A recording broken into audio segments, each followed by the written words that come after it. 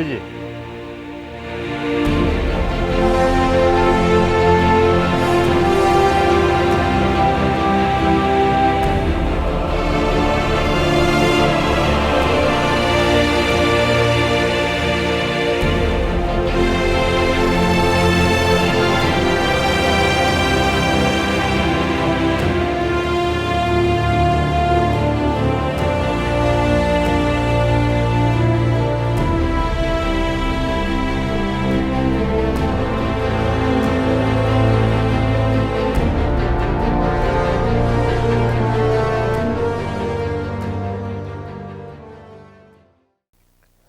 고봉 기대승 선생은 1558년 10월에 대가에 급제해서 출사를 하게 되는데요.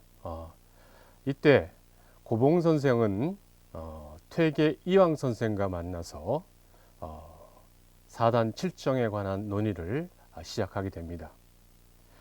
이 시기에 32살에 갓 출사한 고봉 선생이 58세에 대사성의 지위를 갖고 있는 퇴계 선생과 사단 칠정과 같은 학술에 대해서 토론할 수 있었던 것은 그가 이미 준비되어 있는 학술적 역량을 갖추고 있었기 때문입니다.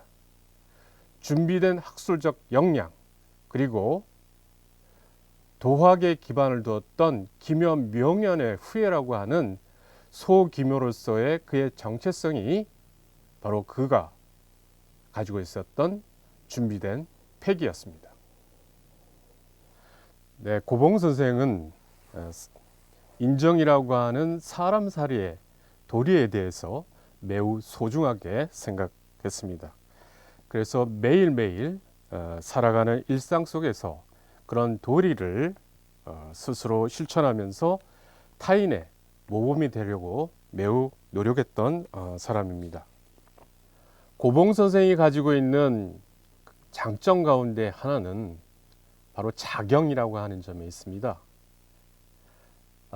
고봉 선생이 스스로 자경설이라고 하는 글도 쓰고 있는데요. 자경이란 뜻은 스스로를 경계한다 라고 하는 의미입니다.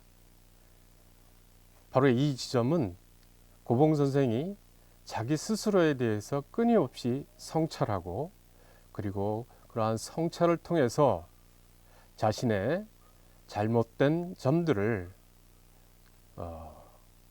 두 번 다시 되풀이하지 않기 위해서 애쓰고 노력했다라고 하는 점을 알려주고 있습니다.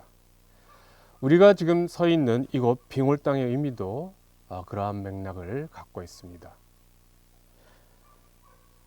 결국 선비는 완성된 것이 아니라 되어가는 존재, 과정적인 존재라고 하는 것을 고봉 선생은 잘 보여주고 있다고 할 수 있습니다.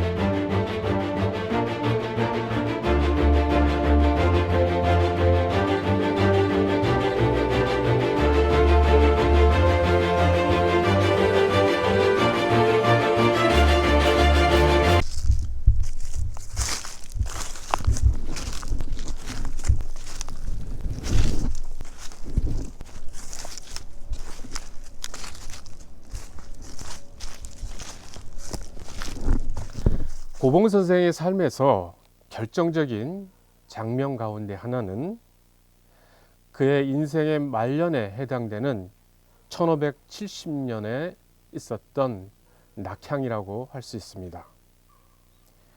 고봉 선생은 1570년 2월에 한양을 떠나서 이곳 광주로 돌아오게 되는데요. 이때 고봉 선생이 낙향하게 되는 결정적 이유는 대신들과의 불화 때문이었습니다. 대신들과 정치적인 문제로 인해서 대립하면서 더 이상 옳음이라고 하는 것, 정당함이라고 하는 것, 그리고 상식적인 세계가 갖는 그러한 내용들이 받아들여지지 않는다고 하는 그런 점에 좌절해서 고봉 선생은 낙향하게 됩니다. 자기 주장이 아주 분명하고 격정적인 감성의 소유자이기도 하면서도 비판적 합리주의자였던 고봉 선생은 국가 시책의 판단에 있어서도 의리의 합당함이라는 점을 대단히 강조했었습니다. 그에게 있어서 의리의 합당함은 인정과 의리에 부합하면서 그리고 예에 맞는 것이었습니다. 합리라고 이렇게 얘기할 수 있습니다. 시국 문제나 정책을 의리의 합당함에 따라 판단하고 의견을 개진했던 고봉 선생은 관계적이면서 암묵적인 묵계에 의해서 판단되어지는 당시 고관들의 정책 결정에 반대하고 그리고 그 점에서 불화를 일으킬 수밖에 없는 점이기도 했습니다. 고봉 선생의 날선 이의 제기는 그의 강개한 성품뿐만 아니라 그가 기묘 명연의 후예라고 하는 점도 작동되었지만은 무엇보다 중요한 것은 그는 마땅한 도리를 실천하는 선비이고자 했습니다. 동시에 그가 학문으로 연마했던 도학으로서의 성리학의 정신들은 바로 옳음이라고 하는 근거에 대한 정당성을 부여해 주는 것이기도 했습니다.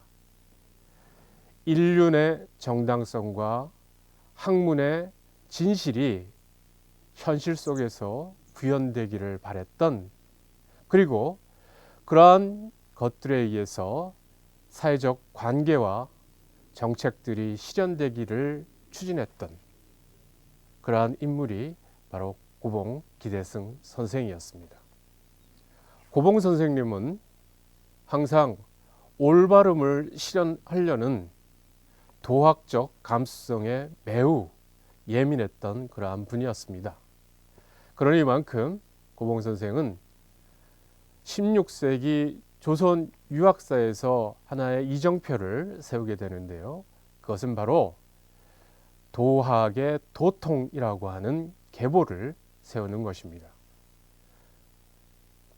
포은 정몽주로부터 정암 조광조에 이르는 조선 도학의 도통을 고봉 기대승 선생은 만들게 됩니다. 바로 그러한 도학의 개통을 통해서 유학적 학술과 사상 그리고 윤리적 모범들이 선비들에게 실현되기를 요구했던 그러한 인물이 바로 고봉 기대승이었습니다. 고봉 선생의 많은 생각들은 고봉 선생을 잇고 있는 율곡 이 선생에게서도 잘 드러나고 있는데요. 어쨌든 우리가 오늘날 고봉 선생을 기억해야 되는 이유는 과연 무엇일까를 되돌아보지 않을 수 없습니다. 바로 성찰과 참여 그리고 실천의 가치를 소중히 했던 점이 고봉 선생을 오늘 우리가 되돌아볼 이유가 되고, 바로 그 지점이 광주 다음에 한 요소를 구성하는 점이 아닐까 합니다.